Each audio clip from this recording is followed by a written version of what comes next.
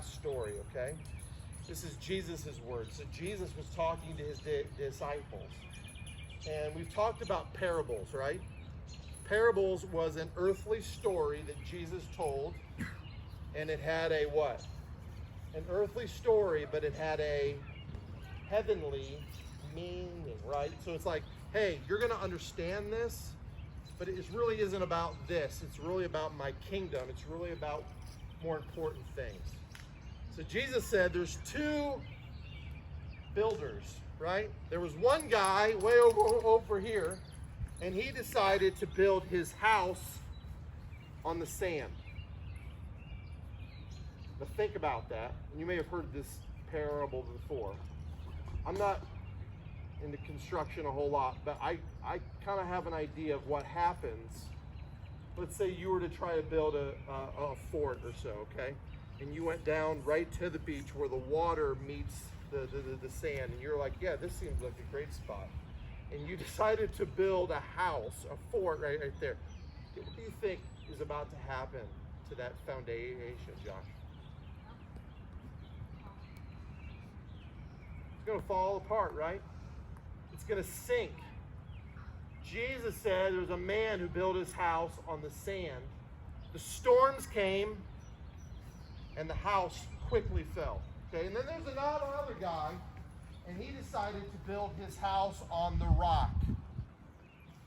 This time the winds came, the storms came, and it didn't fall because it had its foundation on the rock.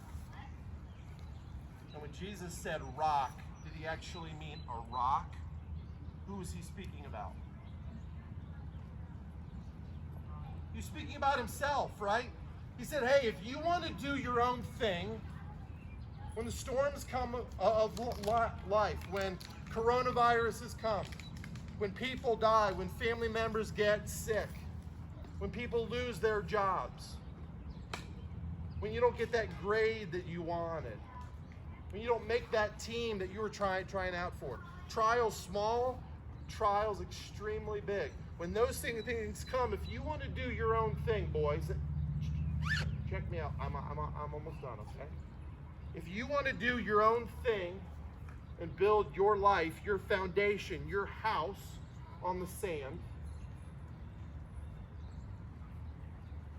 it's not going to last. It's going to fall. But if you decide, Jesus said, to build your life on me, on who I am, the fact that I have created you and I love you and I have a purpose and a plan for your life. If you decide to build your life upon me, you'll last. That's what's eternal. Okay? So as I close, I want to just challenge you guys tonight as we enter into this new normal. Matt and I were talking about this, you know, all the way from like, how do we manage a tournament tomorrow with all of these rules, to people that we know are continuing to get sick, riots in Minneapolis, people dying. I mean, our world, guys, our world is a mess. An absolute mess. But you and I have a choice.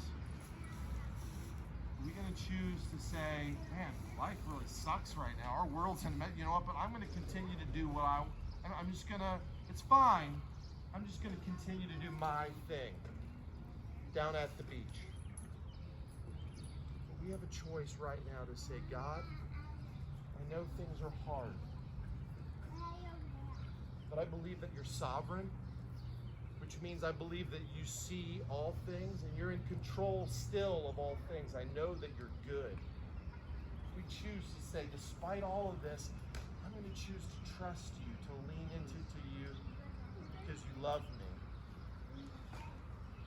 He has your very best in mind. And I'm excited to see what God is going to continue to do in each of your lives. And I'll say this, I've said it before. We have a mission, right? We talk about it all the time. Love. Okay, here we go. Come on, Blue. It's Friday night. We're going to love. We're going to love. And we're going to love. Okay, right? It starts with loving God. Here's the thing. You can't love other people well if you haven't first received love. Right? And so if you're here tonight and you're just saying, you know what, Paul, I'm hearing you. And yeah, I have questions. Life is hard. I have doubts. I have confusion. I'm not sure. I mean, I'm here. I love baseball. This is great, you know. But in terms of like more important things, eternal things, know that you're surrounded by moms and dads and coaches that love you, that are more interested in your soul, in who you are as a young man, than anything that you can do with a bat. Okay? But trust God. Lean into Him. Build your foundation and your life on Him because He's good and He loves you. All right? Let me pray. Jesus, I want to thank you for each one of these boys. I want to thank you for the families that they represent. Lord, we do thank you for the privilege and the joy and the blessing of the game of baseball. And that is what brings us together. And yet, more importantly, ultimately, your love and the unity that we have of wanting to live and please you is our ultimate joy, our ultimate goal. And so I pray for each one here, and even for the players that aren't here tonight. Lord, I pray that we would want to know more what it means to build our life upon you, a firm foundation. That when the storms come in this world, that we don't have to go, where do I turn? We know where to turn. To a God that loves us and gave everything for us. Can I see it? So we give you the rest of this night. We give you the food we're about to consume. And Lord, we give you this weekend. We do pray for protection.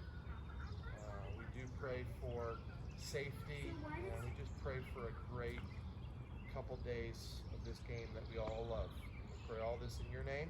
And everybody said? Amen. Amen. Hold up for some instruction. Are we going to